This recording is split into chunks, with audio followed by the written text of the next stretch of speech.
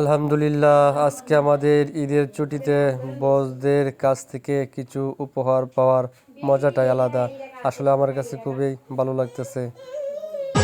ঈদের ছুটি পেলে আমরা বাড়িতে যাব, পিতা মাতার সাথে আমরা ঈদ করিব, বন্ধু বান্ধব দেখে তখন মনে জাগবে সুর।